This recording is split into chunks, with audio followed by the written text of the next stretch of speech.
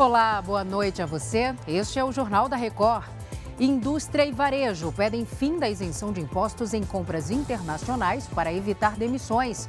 Facção criminosa pode estar envolvida em esquema de manipulação de jogos no Rio Grande do Sul. O Jornal da Record já está no ar. Representantes da Confederação Nacional da Indústria e do Instituto de Desenvolvimento do Varejo pedem o fim da isenção de impostos federais nas compras internacionais de até $50. Matheus Escavazini, boa noite para você. Qual é a principal preocupação desses setores?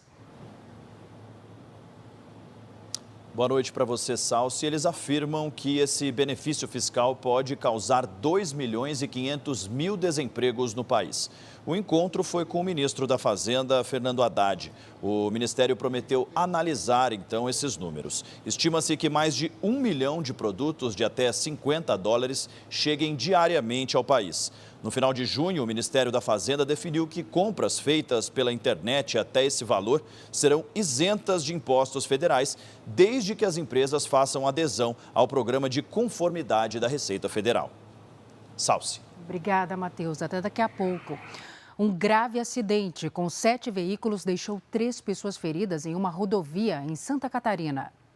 5 caminhões e 2 carros se envolveram na batida no quilômetro 30 da BR-280, na cidade de Araquari, no norte do estado. Segundo a Polícia Rodoviária Federal, o acidente aconteceu depois que um caminhão que carregava bobina de aço tombou na via e atingiu os demais veículos. 3 pessoas ficaram feridas, uma delas um homem de 36 anos em estado grave. Ele foi socorrido pelo Corpo de Bombeiros e levado para um hospital da cidade. As outras vítimas foram atendidas no local. A ex-prefeita de Santa Luzia, em Minas Gerais, Roseli Pimentel, foi condenada nesta terça-feira por corrupção, associação criminosa e lavagem de dinheiro. Virgínia Nalon, boa noite. Fala pra gente qual será a pena dela. Oi, Salso, boa noite para você. A Justiça condenou a ex-prefeita a 36 anos e 1 mês de prisão em regime fechado. Segundo a denúncia do Ministério Público de Minas Gerais, Roseli Pimentel recebeu mais de R$1 milhão do empresário Paulo Eduardo Lopes, do ramo imobiliário, para comprar uma mansão. Em troca, ela teria facilitado o andamento de projetos ligados a ele. O esquema teria acontecido em 2016, quando Roseli ainda era prefeita de Santa Luzia. O empresário e o marido da ex-prefeita, Efraim Dias, também foram condenados por lavagem de dinheiro e associação criminosa. Os réus ainda podem recorrer em liberdade. Salsi. Obrigada, Virgínia, pelos detalhes. Agora nós vamos para o sul do Brasil, porque a polícia do Rio Grande do Sul investiga o envolvimento de facções criminosas em esquema de manipulação de apostas esportivas. Os jogadores eram submetidos a situações degradantes para se sentirem obrigados a participar. A investigação começou há um ano, quando um jogador de um clube da 2ª divisão do futebol gaúcho denunciou o esquema.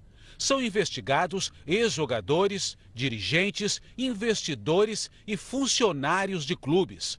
Uma operação apreendeu documentos, telefones celulares e computadores de pessoas suspeitas de participação no esquema. De acordo com a polícia, o grupo investia em clubes menores para não chamar a atenção e garantir a manipulação dos resultados. Jogadores eram atraídos com promessa de atuação profissional, mas como não recebiam os pagamentos, eram coagidos a concordar com as irregularidades. O atleta se submetia a isso na esperança do quê? De estar numa competição e daqui a pouco, num lance mágico de sorte, se projetar de tal forma que alguém se interessasse por ele e ele saísse daquela condição. Criminosos envolvidos com facções seriam responsáveis por ameaçar quem manifestasse insatisfação com o esquema. 4 equipes gaúchas e uma de Santa Catarina são investigadas. A Federação Gaúcha de Futebol acompanha as investigações. A família de um goiano que teria ido trabalhar no garimpo ilegal em Roraima denuncia o desaparecimento dele e da esposa. E como o suposto sumiço aconteceu em terra indígena, a Polícia Federal pode assumir esse caso. Já são 5 dias sem conseguir contato. A aflição é grande demais e a angústia da gente. Minha esposa mesmo está à custa de remédio, está dopada 24 horas. Jefferson Alves Lima, de 28 anos, mudou de Goiânia para Boa Vista, capital de Roraima, há 4 anos. Lá, conheceu e casou com Maria Aparecida dos Santos Souza. Há 2 meses, o casal falou para a família que iria para a Venezuela trabalhar no garimpo ilegal. Na sexta-feira da semana passada, os dois avisaram que iriam pegar um helicóptero para voltar ao Brasil. O avião já está vindo buscar nós, viu? Vamos dormir na fazenda, vamos chegar em casa só amanhã. Depois das mensagens, o casal não deu mais notícias. Por meio de nota, a Polícia Civil de Roraima disse que Jefferson e Maria Aparecida foram incluídos no banco de dados de pessoas desaparecidas e que, como a área de desaparecimento é território indígena, a investigação vai ser encaminhada para a Polícia Federal. Nos últimos dias, seu Francisco conta que já recebeu várias informações contraditórias, que o helicóptero teria caído na floresta, por exemplo, e que o filho tinha sido visto e estava bem. Nenhuma das histórias foi confirmada até agora. Praticamente eu não estou acreditando mais em ninguém. Porque é muitas informações que vêm e todas que vêm é informação desagradável. Em nota, o Ministério das Relações Exteriores, por meio da Embaixada do Brasil em Caracas, disse que permanece à disposição para prestar assistência consular aos familiares do brasileiro. O governo revisou as projeções para a economia brasileira. De acordo com os cálculos, o PIB deve crescer mais neste ano e a inflação deve ficar abaixo do esperado. As novas previsões foram divulgadas pelo Ministério da Fazenda e são positivas. A expectativa de crescimento da economia este ano passou de 1,9% para 2,5%. O otimismo foi motivado pelo desempenho do primeiro trimestre, que foi melhor do que o esperado. O setor agropecuário deve crescer acima dos 2 dígitos. Outros destaques foram indústria e serviços. Para 2024, a estimativa de expansão econômica se manteve em 2,3%. Apesar da melhora nas projeções, para o ano que vem está prevista uma desaceleração. O recuo seria provocado por fatores externos. Segundo o Ministério da Fazenda, Estados Unidos e Europa devem manter os juros em patamares elevados. E a China deve ter um crescimento menor. Para o controle da inflação aqui no Brasil, esse cenário é considerado positivo. O índice de preços ao consumidor amplo, o IPCA, foi revisto para baixo. Agora, em 2023, a estimativa de inflação caiu de 5,5% para 4,8%. E para 2024, passou de 3,6% para 3,3%. O secretário de Política Econômica do Ministério da Fazenda cobrou o Banco Central e disse que não há razão técnica para que a taxa básica de juros esteja hoje em 13,75%. O gasto com juros nesse ano deve chegar a 680 bilhões de reais. Isso é maior do que o orçamento do Ministério da Educação, da Saúde e do Desenvolvimento Social juntos, somados. Ou seja, praticamente todo o gasto social do Brasil é inferior ao volume de pagamento de juros. O Brasil subiu uma posição no ranking de passaportes mais poderosos do mundo e agora ocupa a 19ª colocação. Esse ranking é feito com base na quantidade de países que um turista pode visitar sem a necessidade de tirar visto. De 227 territórios mundiais, brasileiros têm acesso livre a 168. Ter um passaporte forte significa poder visitar o maior número de países sem a necessidade de visto. E de acordo com essa lista, atualmente, os cidadãos de Singapura têm o documento mais poderoso do mundo. Isso porque dá direito à entrada como turista em 192 países. Em segundo lugar estão os passaportes da Alemanha, Itália e Espanha. O Japão, que por 5 anos pôde se gabar de ter o passaporte mais forte do planeta, agora está em terceiro lugar e divide a colocação com outras 6 nações. A nova lista mostrou que o Brasil subiu uma posição nos acordos entre países. O passaporte brasileiro está em 19º lugar e dá direito à livre visitação em 168 países. Na nossa frente estão alguns vizinhos sul-americanos, como Chile, e Argentina. Já o passaporte português está em 5º lugar. Na América do Norte, tem o Canadá em 7º e os Estados Unidos na 8ª posição. A responsável por esse levantamento é uma empresa britânica que usa como base informações do transporte aéreo internacional. A classificação é divulgada há 18 anos. E mais do que o sobe e desce, essa lista mostra que as nações estão mais dispostas a aceitar a entrada de estrangeiros. A média de países para onde turistas podem viajar passou de 56 nações em 2006 para 109 atualmente. No fim da lista de passaportes mais aceitos estão Afeganistão, Iraque e Síria. E o senador Marcos Duval voltou a afirmar à Polícia Federal que a ideia de grampear o ministro Alexandre de Moraes partiu do ex-deputado Daniel Silveira. O Matheus Escavazini está de volta com os detalhes para a gente. Matheus. Salsi, durante novo depoimento à Polícia Federal, o senador Marcos Duval voltou a isentar o ex-presidente Jair Bolsonaro de culpa e apontou responsabilidade do ex-deputado federal Daniel Silveira, que está preso. O Jornal da Record teve acesso ao depoimento. Segundo Marcos Duval, durante o encontro dos três no Palácio da Alvorada, Daniel Silveira interrompeu a conversa para tratar sobre a possível gravação do ministro Alexandre com a finalidade de invalidar as eleições. O senador afirmou que ameaças à filha dele foram o motivo de ter apresentado versões diferentes do que teria ocorrido no encontro. Na semana passada, Jair Bolsonaro também prestou depoimento sobre o caso. Ele confirmou a reunião, mas negou discussão sobre um golpe que chamou de coisa de maluco. Salsi. Obrigada, Matheus. Bom descanso para você. O presidente Lula desembarcou em Brasília depois de viagem à Bélgica para a cúpula da União Europeia. Antes de retornar ao Brasil, Lula fez um balanço dos encontros com os líderes da União Europeia e disse que nunca viu o bloco econômico tão interessado na América Latina. Ele também visitou a África. O presidente Lula fez uma breve parada em Cabo Verde para abastecer o avião e foi recebido no aeroporto pelo presidente José Maria Neves. Lula falou que quer retomar a boa e produtiva relação do Brasil com o continente africano e reforçou o compromisso do Brasil com a democracia.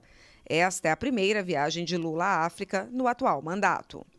O encontro acontece depois de 2 dias intensos de reuniões de representantes da América Latina e da União Europeia na Bélgica. Lula fez um balanço dos encontros com a União Europeia e disse que o bloco nunca esteve tão interessado na América Latina como agora. Segundo o presidente, a resposta às exigências apresentadas ao Mercosul vai ser enviada em até 3 semanas. Mas Lula chamou de agressivo o documento que prometeu sanções no caso de descumprimento de regras ambientais. A Europa tinha feito uma carta agressiva. A carta que a Europa fez para o Mercosul era uma carta que ameaçava com punição se a gente não cumprisse determinados requisitos ambientais. E a gente disse para a União Europeia que 2 parceiros estratégicos não discutem com ameaças. A riqueza da negociação é que alguém tem que ceder. Lula também rebateu as críticas do presidente do Chile. Gabriel Boric havia reclamado que alguns latino-americanos não concordaram em mencionar a Rússia na declaração final da cúpula para pressionar Moscou pelo fim da guerra. Possivelmente, a falta de costume de participar dessas reuniões faça com que um jovem seja mais sequioso, mais apressado. Mas as coisas acontecem assim. O presidente ainda negou que vai oferecer pastas estratégicas do governo para garantir apoio no Congresso e criticou o suposto ataque ao ministro do Supremo Tribunal Federal, Alexandre de Moraes. Nós precisamos punir severamente pessoas que ainda transmitem ódio, como o cidadão que agrediu o ministro Alexandre de Moraes no aeroporto de Roma. Quer dizer, um cidadão desse é um animal selvagem, não é um ser humano. O governo federal vai retomar a política de bônus de produtividade aos servidores da Previdência e investir em novas tecnologias para reduzir as filas do INSS. De acordo com o último levantamento, mais de 60% das pessoas esperam há mais de 45 dias para terem os pedidos analisados. Acácio é professor universitário e desde 2017 tenta se aposentar por tempo de contribuição. Ele precisou recorrer à justiça e, mesmo com a decisão favorável, ainda não recebeu o benefício. Isso foi em 15 de dezembro de 2022. Nós já estamos em julho de 2023 e até o momento nenhum contato, nenhuma resposta do INSS foi dado depois de aprovado. O último levantamento do governo mostra que até o mês de junho, 1.800.000 pessoas estavam na fila com requerimentos para serem analisados pelo INSS. Desse total, 64% ultrapassavam o tempo legal de espera, que é de 45 dias. Para acelerar o processo, os servidores vão receber um bônus de produtividade para trabalharem além da jornada regular na análise de requerimentos e na realização de perícias médicas. A medida provisória, assinada pelo presidente em exercício, Geraldo Alckmin, determina que o programa vai durar 9 meses, prorrogáveis por mais 3. Os servidores administrativos do INSS vão receber bônus de R$ 68,00 por tarefa e os médicos R$ 75,00 por perícia. Além disso, a empresa de tecnologia do governo federal, Dataprev, implementou uma nova plataforma para processar informações da folha de pagamentos de pensionistas e beneficiários do INSS. Porque eu consigo decidir rapidamente os benefícios mais simples. Por exemplo, um auxílio maternidade, natalidade hoje, porque eu tenho o parâmetro, é segurada, tem a natalidade confirmada, em algum momento nós vamos conseguir entregar isso rapidamente. Então, todos os processos de tecnologia acabam impactando. A Agência Nacional de Vigilância Sanitária proibiu a importação da cannabis in natura para fins medicinais e também de flores e partes da planta. A Anvisa considera alto o risco de desvio da cannabis para fins ilícitos. Assim, não serão mais concedidas novas autorizações para importação. Haverá um período de 60 dias para a conclusão das importações que já estiverem em curso. E as autorizações já emitidas terão validade só até setembro deste ano.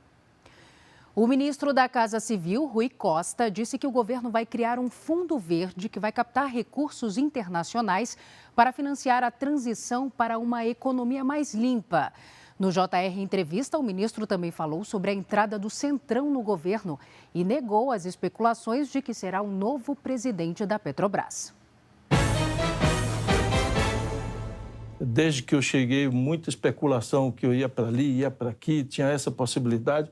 Não há possibilidade nenhuma de nem cogitação de ir para a Petrobras. E a Petrobras tem um presidente que foi escolhido pelo Lula, que está tocando em harmonia com o presidente essa empresa que voltará a investir fortemente. Ontem mesmo nós tivemos uma reunião quase a manhã inteira com a direção da Petrobras, onde ela apresentava ao governo, já que é o maior acionista ao governo, seu plano de investimento e muitas dessas obras entrarão no PAC. O presidente já confirmou que vai acomodar o Centrão no governo. Isso vai melhorar a articulação política e a relação com o Congresso Nacional? Olha, o presidente já disse publicamente que está refletindo para incorporar mais forças políticas no seu governo. Isso é bom, porque demonstra que o governo está dando certo, o povo está percebendo isso, e quando o time está ganhando, ele cresce o número de torcedores e de pessoas querendo participar.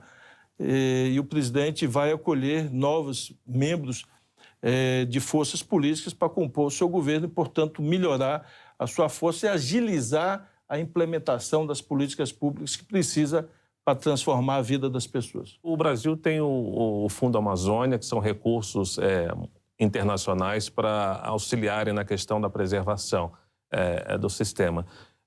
Recentemente, a Suécia demonstrou o interesse de contribuir também com o Fundo Amazônia, um anúncio que foi feito nessa viagem do presidente Lula a Bruxelas. Agora, em relação a investimentos de infraestrutura de empresas estrangeiras, o senhor acredita que a execução do PAC pode atrair essas empresas a investirem mais aqui no país, com esses vários projetos que o senhor citou, por exemplo, de energias renováveis e tudo mais? Luiz, sua pergunta é muito positiva. Além do Fundo Amazônico, o Brasil tem recebido muitas contribuições internacionais e agora, com o retorno do presidente Lula, a credibilidade do Brasil melhorou e mais países resolveram fazer doação ao Fundo Amazônia. Mas nós vamos ter também a criação de um fundo verde.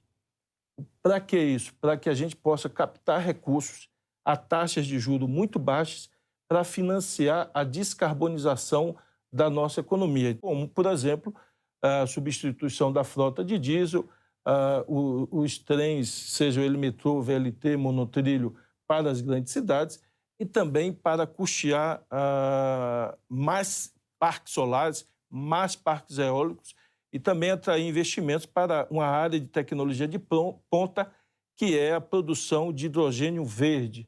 E o Brasil desponta como o lugar do mundo de melhor condição para a produção do hidrogênio verde.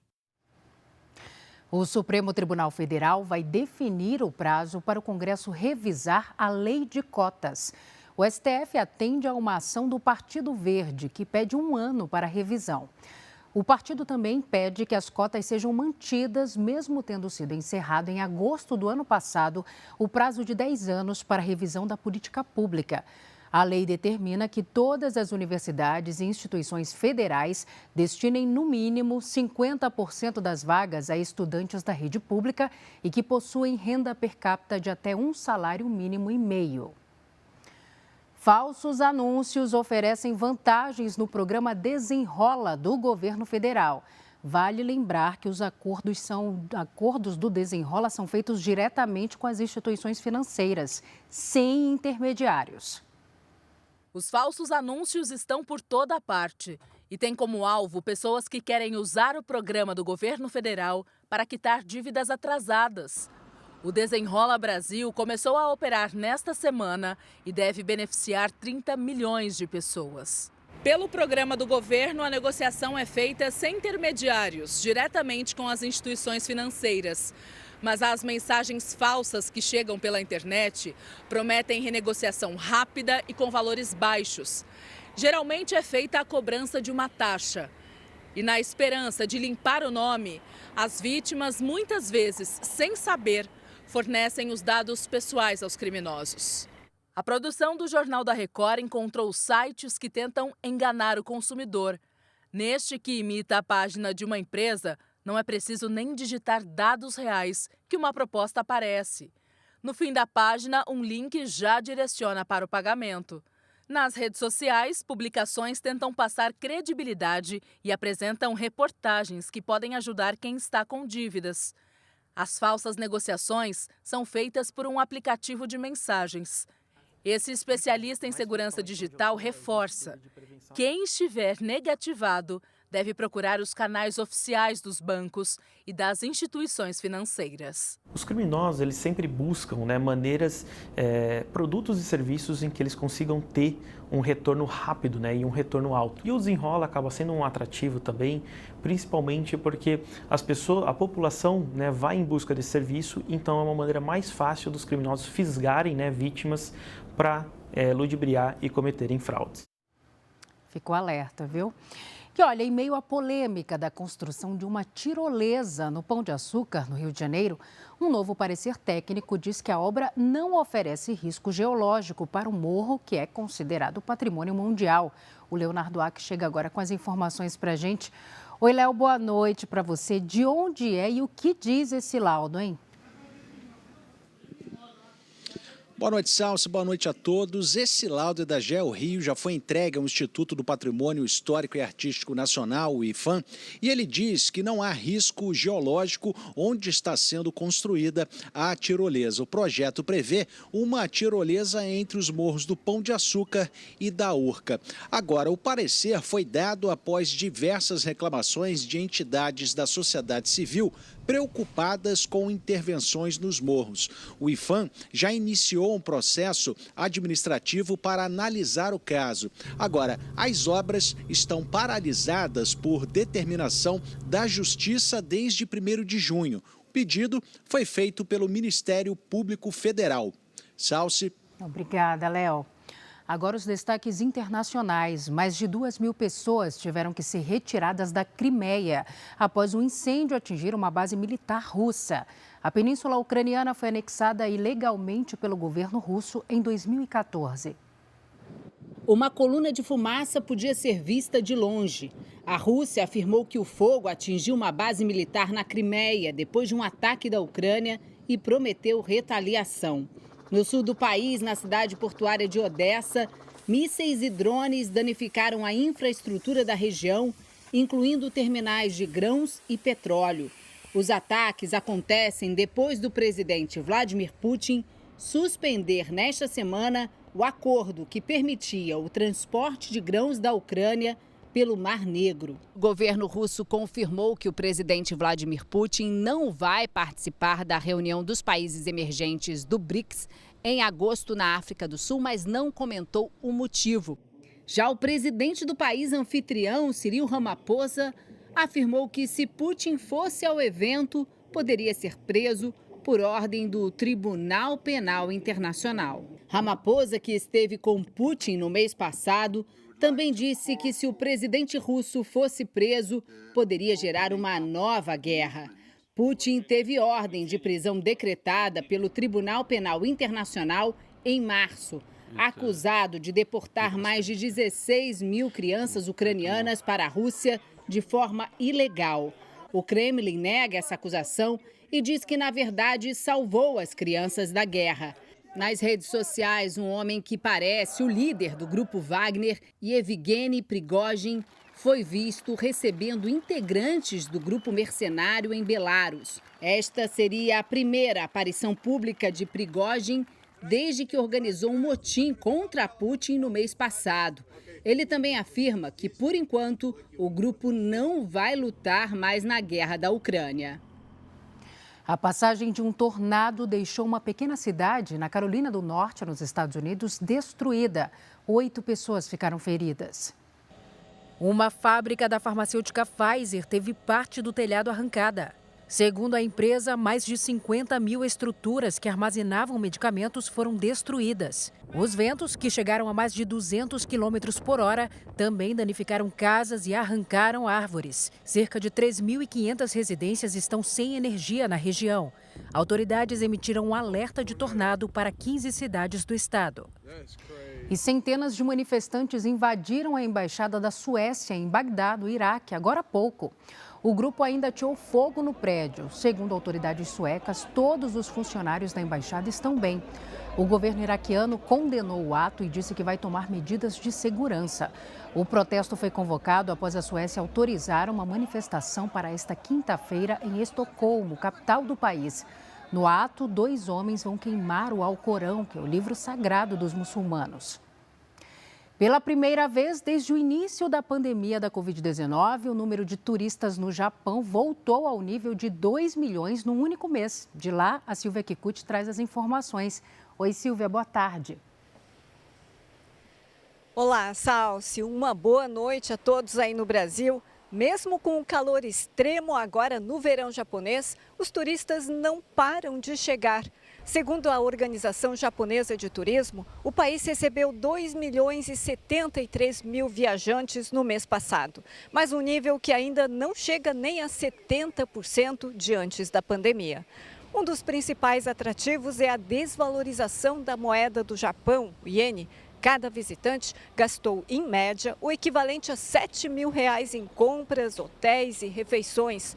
Por outro lado, o país sofre com a falta de mão de obra para atender a nova demanda de turistas. Estima-se que até o próximo ano o mercado vai precisar de mais 300 mil trabalhadores. Salsi. Obrigada, Silvia. 3 pessoas morreram em um tiroteio em um prédio em obras na maior cidade da Nova Zelândia. O local é uma das sedes da Copa do Mundo Feminina, que começa nesta quinta-feira.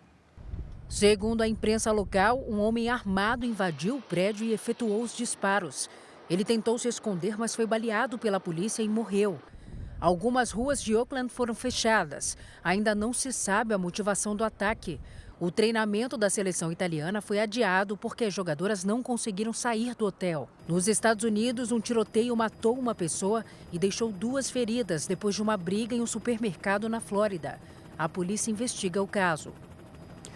E agora futebol. Na estreia do técnico Bruno Lage, o Botafogo ficou no empate, mas mesmo assim avançou na Copa Sul-Americana. O clube carioca, que já havia vencido o Patronato lá na Argentina, saiu na frente com apenas 2 minutos de jogo. Gol de Luiz Henrique. No segundo tempo, o Patronato empatou com o Arce. Mas qualquer tentativa de reação parou por aí. Nas oitavas de final, o Botafogo vai enfrentar o Guarani do Paraguai. Este foi o Jornal da Record. Ouça essa e as outras edições dos boletins JR 24 horas, agora também nas plataformas de áudio. Você fica agora com Fala Que Eu Te Escuto. Boa noite para você, cuide-se. Tchau.